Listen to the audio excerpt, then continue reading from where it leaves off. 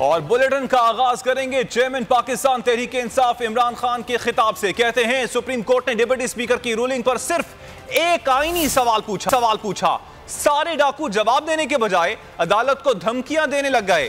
Panama case में भी जजेस ने एक ही सवाल किया था कि पैसा कहां से आया, इसका जवाब भी नहीं दिया गया।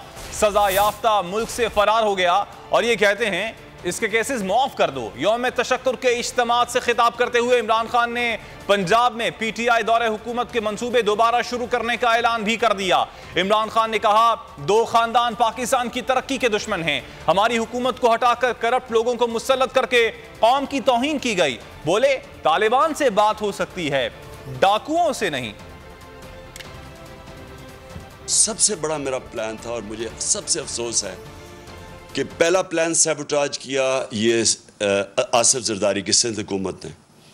हमने एक बंडल आइलैंड है, उसके ऊपर एक नया शहर बना रहे थे, मॉडर्न सिटी, और बड़े बड़े इन्वेस्टर्स आ गए जिन्होंने अरबों डॉलर उसमें इन्वेस्ट करना था। जब तक कि ये ताकतवर डाकू मुल्क में दंदनाते फिरेंगे और जब भी इनको कोशिश होगी इनको कानून के नीचे लाने की, ये ब्लैकमेल करेंगे, धमकियां देंगे। वो सुप्रीम कोर्ट ये कह रहा था, एक जगह हमें बता दो कि क्या पार्टी हेड फैसला करता है या पार्लियामेंट्री हेड फैसला करता है। बस ये था। क्या क्या इन्होंने नहीं किया अदलिया से।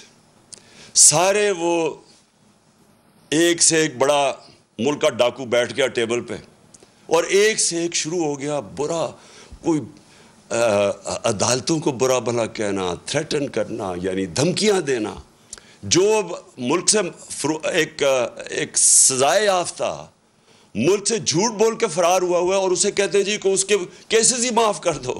पैनामा के जब जज बैठे हुए थे वो एक ही सवाल पूछते रहे कि ये बता दो कि पैसा, आपने कहा हाँ हमारे ये 4 बड़े बड़े महलात हैं, बस ये बता दो कि पैसा किधर से आया खरीदने का।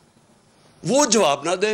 ये कानून के ऊपर समझते हैं अपने आप को, ये समझते हैं कि ये कानून सिर्फ कमियों के लिए है। जब भी इनको कोशिश करते हैं, इनके करप्शन केसेस, ये सारा वक्त या तो मुल्क से बाहर भाग जाते हैं और या फिर ये सारा वक्त ये कहते हैं कि जी आपकी जुर्रत कैसे पड़ी कि हमें कानून के नीचे लाने के लिए। जिस दिन आप चोरों के साथ डील करते हैं आपका माशरा तबाह हो जाता है। लेके राशन ताकि वो अपनी यानी खाने पीने की चीज़ें, घी, आटा और चीनी, उनके लिए, ताकि वो सस्ती अपना राशन कार्ड उनको मिलेगा ताकि वो सस्ती खरीद सके। एक दफ़ा हम अपने पैर पे खड़े हो गए और सीधे रास्ते पे लग गए। हमने अपने मुल्क में ये अदालती निज़ाम, कानून, ये ताकतवर डाकुओं को कानून के नीचे लिया है, माफियाज को कानून के नीचे लिया है और अपनी आम लोगों की हमारे में एहसास होना चाहिए कि उनको हम ऊपर उठाएं मुश्किल वक्त में।